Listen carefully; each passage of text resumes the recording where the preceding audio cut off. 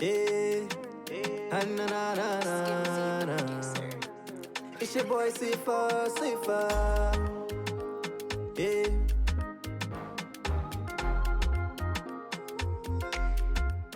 Hello, guys. Welcome to another episode of Life Law.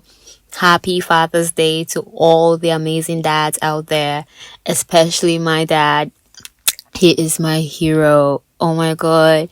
All the things my dad has done for me. I mean, everyone's proud of their dads, but mine is just on another level. His love, his support, his encouragement. You know, he's always pushing me to be the best version of myself, to thrive. It just renders me speechless, honestly, thinking of all the things he has done for me. And I truly love him, and I'm going to keep making him proud.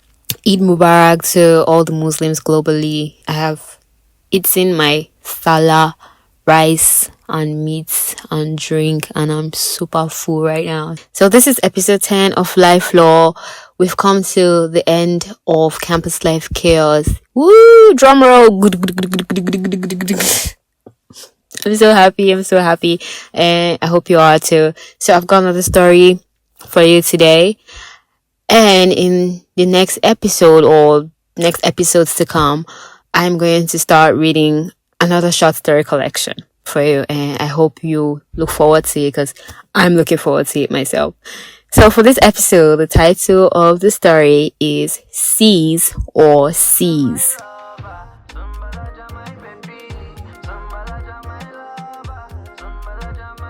You groan and hiss aloud. It's either your roommates did not hear you or they did but chose to ignore you. Still, you'd do anything to make them keep it down. It's too early for this kind of conversation. Why can't mornings be peaceful in this room? How does one wake up and get straight into chores and conversations anyway? Your roommates annoy and amaze you. You'd spent almost 15 minutes awake in bed, booting up your body system. You'd woken up on the left side of the bed today, or however that saying goes, and definitely needed more time to rejuvenate, but you couldn't be late to class. So you'd heated water grudgingly, wondering if your lecturer didn't have a happy home for always fixing his classes by 7 a.m. and gone to the bathroom like a zombie. Yet, the water did little to uplift your mood. You're all dressed up now, ready for class, but you must have breakfast. So you're warming your jollof rice from the other day.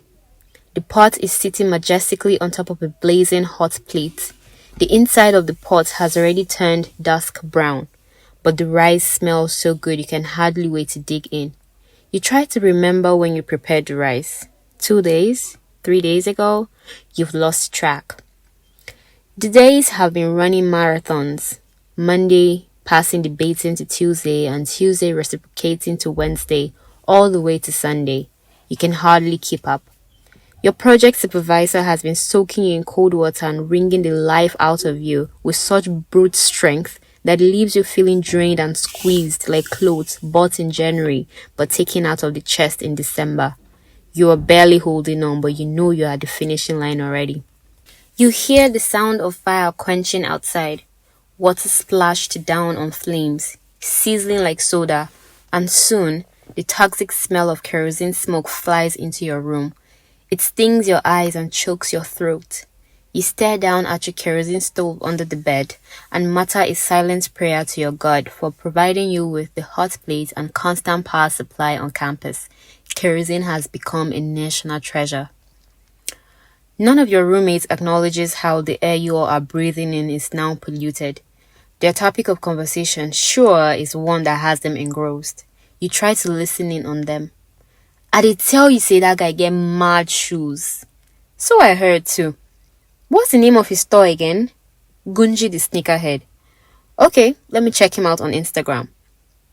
You zone out and focus on your rice, staring it and tasting straight from the giant soup spoon. Gunji is your friend, but none of your roommates know, because you haven't patronized him yet. Your roommates are very inquisitive. If you'd bought a shoe from Gunji the sneakerhead, they would have asked and you would have revealed your friendship. However, you plan to buy some shoes from him before your final year exam and the fun activities that will ensue. A fly buzzes in and you use your wrapper to send it away, hopefully to its death. Every day, things such as this fly invading your space without permission makes you ponder whether the architects who were responsible for the building of this hostel were insane or just plain stupid, because who in their right mind builds a toilet meant to be used by 50 or more people facing a room housing just 4 people? Your eyes fall on dirty dishes piled up in a bucket. Tiny insects are doing acrobatics in and around the mess. Now you know why the fly had come in from the toilet. It was hoping to join its juniors in the morning feast. You wonder whose plates they are. Above, the wall has turned black from all the kerosene smoke since the hostel was built many years before you were even born. The other sides remain a dull yellow. The 2 iron bunks facing each other are the only things that are originally made in black. The 2 lockers are a shade of dirty brown with writings in pen that you can't read from your position. The belongings of your roommates without lockers sprawls out in the room, under their bunk all the way to the far wall. There's a bright red carpet covering the cement floor that you 4 joined money together and bought. Still, it has done little to uplift the room's spirit. Guy, I fit borrow your hot. Your next door neighbor pops her head in the room. Her question hangs in the air when she sees you using your hot plate. No vex, I dey use am. You state the obvious. No maybe later in the day when I come back from class. She waves and disappears. You wonder what shoe she was wearing. Her face looked made up, so she must have been ready for classes, just like you. Everyone knows her as Sneaker Babe. Your roommates often gossip that she buys her shoes from Gunji too. It could be possible. Gunji's shoes are quite affordable and he even delivers nationwide. Holla at me, comes the warning siren, which is being played by one of the girls on your block in a shrill voice. Girls run in all directions, all in the hopes of locking their contrabands away in lockers and bags or hiding them under bunks before the hall admin gets to their room for the daily inspection. Yesterday, the lady who follows hall admin on her daily inspection like an intern and a doctor on his ward inspections had barged into your room and caught your roommates using a tiny boiling ring. Bring it, she had commanded, her hand stretched out. You were in your bed, watching the whole episode unfold below you. Your roommate had said many things in Hausa. One of them sounded like Yakuri, and you knew it meant sorry. But her sorry fell on deaf ears. The lady held the boiling ring at the cable and took furtive glances at every corner of your room before turning and walking out. My tea no even hot, your roommate complained after letting out a long hiss at the back of the lady. These hall admins have no idea how much kerosene costs, another roommate replied. That's not their problem. It's against the school rules to use electrical appliances in the hostels, your third roommate said, not keeping in mind the fact that she also borrowed these electrical appliances to use. Just because she doesn't own one doesn't mean she's not a culprit either. I'll go buy another one. It's just 500 naira, the owner of the seized property said. On her way out, with her mug in hand, she turned at the door. And if I buy am, no open that your rubbish mouth come meet me say you won't borrow am. She was addressing Miss Obeya of Rules and Regulations. Silence fell. She don't come, oh, she's on her block. She's downstairs. She don't come, oh. Loud voices snapped you back to reality. You switched off your hot plate from the electric socket on the wall and took down your pot. You picked the hot plate up and screamed as you dropped it almost immediately. You'd forgotten that it was still hot. Your eyes met a scalding thumb and you quickly sucked on it. Yeah, sorry. You salt on it, your roommate said. They were no longer conversing. You heard her, but chose to ignore her. Using your left hand, you pick up a rag and lift the hot plate inside your locker and lock it. Usually, after cooling down, you stuffed it inside your Ghana must-go bag filled with dirty clothes, shoes, and bric-a-brac. You go back to your pot of rice and start devouring your meal. Good morning, ma, your roommate chorus. You look up at a stern, bespectacled woman scanning your room. She stands in the doorway, an Ankara gown flowing over her body, hands clasped behind her back, head draped in a shawl. Then her eyes fall on you and stay put.